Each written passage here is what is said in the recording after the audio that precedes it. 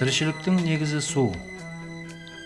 Дүниежүзі халқының демографиялық өсімі менен ауыз су машқаласы пайда бола береді. Һәм оның стратегиялық байлықтар сияқты қадір қымбаты да артады.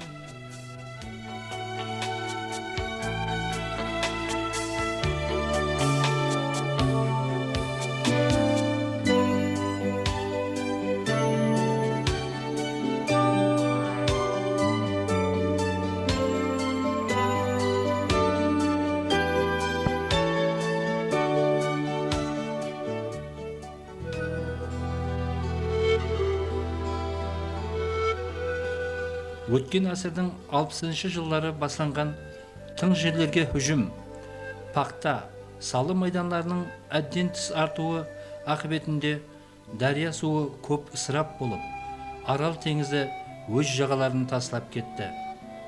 Бұл дүгеректерде экологиялық кескін жағдайлар жүз берді.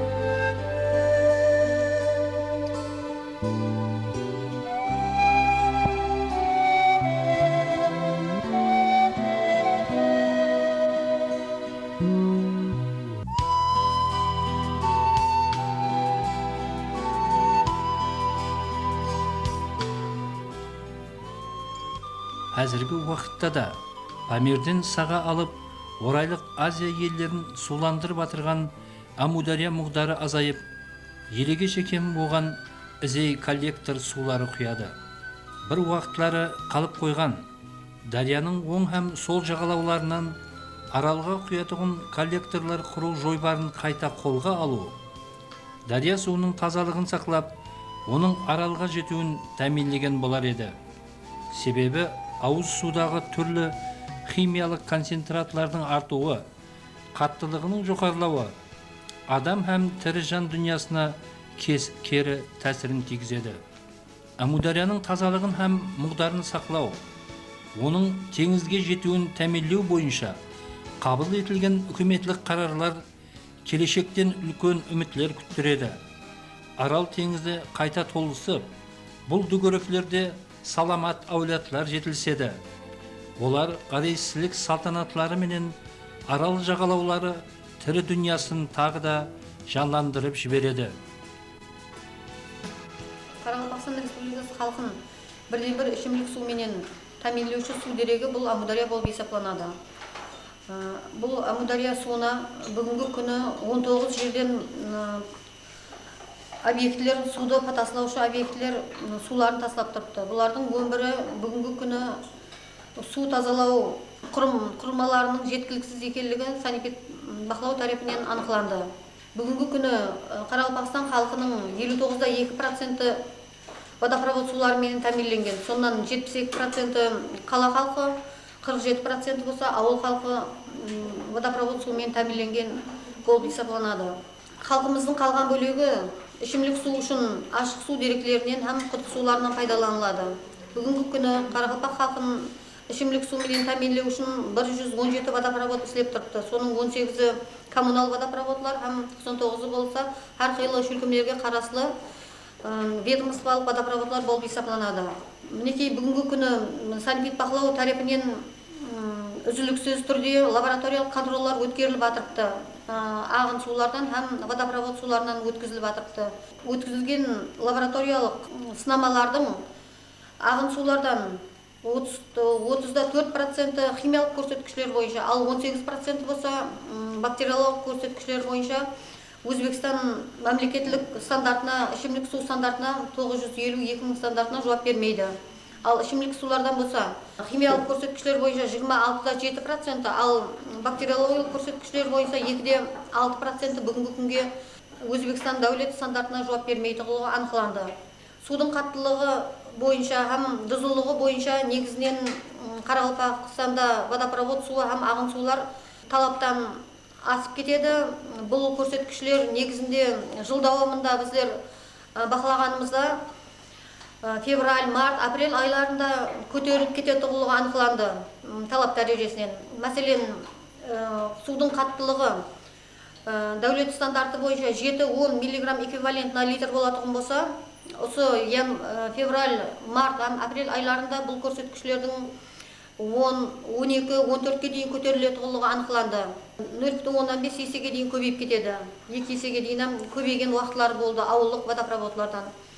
Бұл көрсеткішлер себебі ағын суларда, осы айларда ағын сулардың азайып кетуі һәм бұл уақытларда тасланды сулардың ағын суларда мұғдарының көбейіп кетуіне байланысты екенлігі.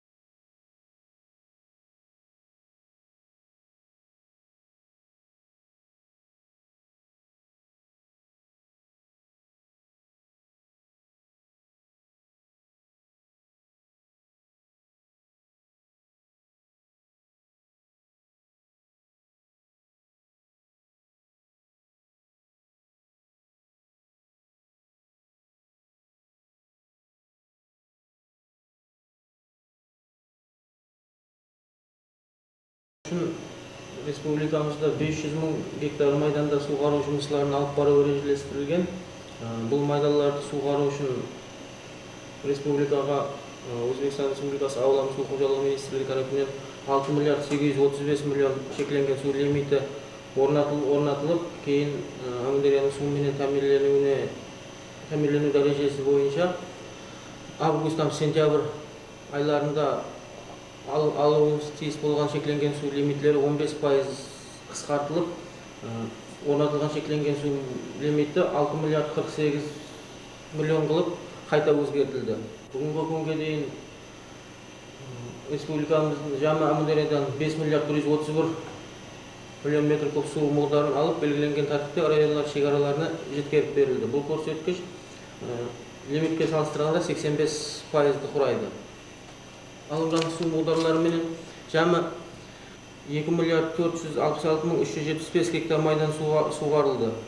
Сондан пақта майдалары орташа бүгінгі күнге дейін 3,71 мәртебе суғарылмақта.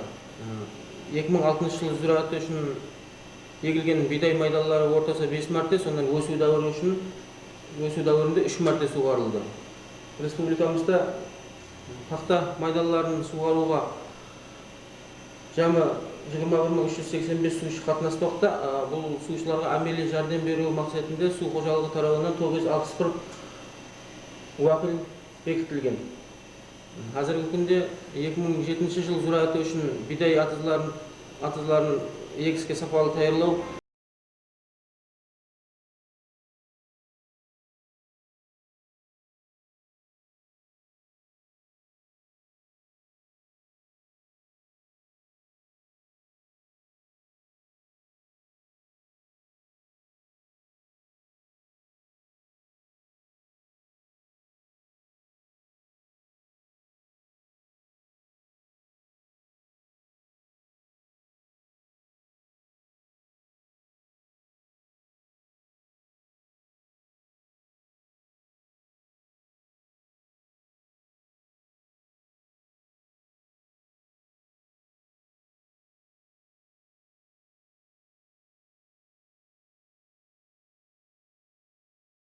Амудария басқармасы Амударияны Қыпшақ гидропостынан өлшеп алып, соны екі республика, Түркменстан және Өзбекстан республикасының Қарақалпақстан және Ташауыз уәлаятына жеткеріп береміз, және төменге аралға планды түрде су жеткеріп беру біздің міндетімізге жүктелген.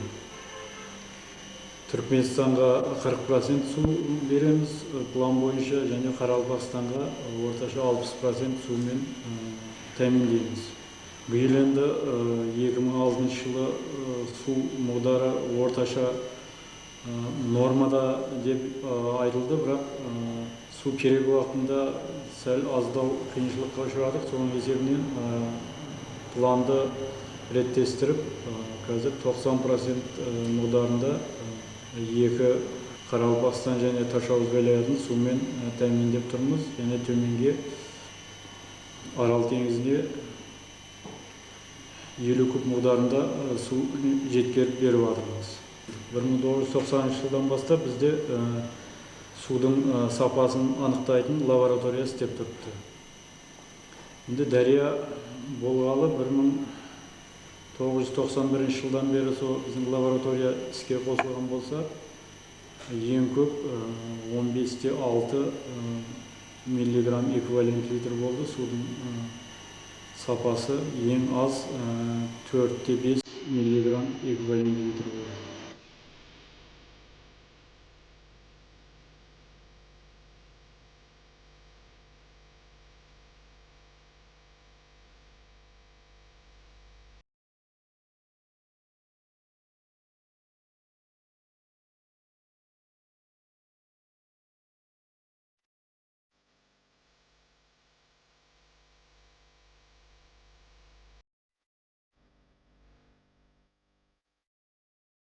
Нәтижеде Қарақалпақ тамақ басқармасында овощ һәм палыз өнімлерінен жоғары зүраат топланып, жердің сорланып кетуінің алды алынды.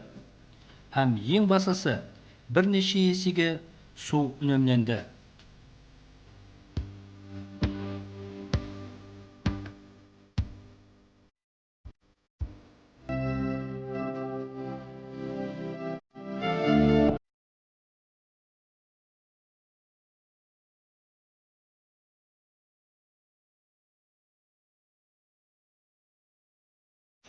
Bu тамшылап суғарушы системалары Қарақалпақстан шарайты біздің жүзі көті нәтижелер көрсетті.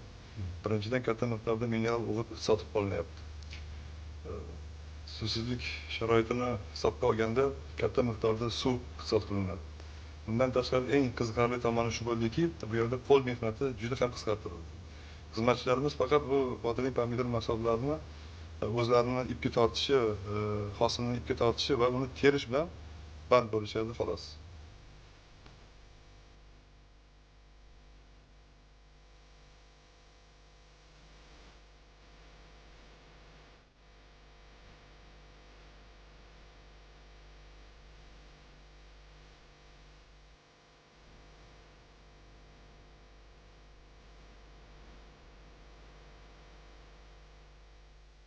Қожалық соңғы уақыттары бұл тамшылап суғару ұсылы менен ашық майданларға пақта егуді де жолға қойды. Қазір 15 гектардағы пақтадан зүраат артты. Басысы көп ысырап болатығын су үнемленді. Жердің құнарлығын көтеруге де ерсілді.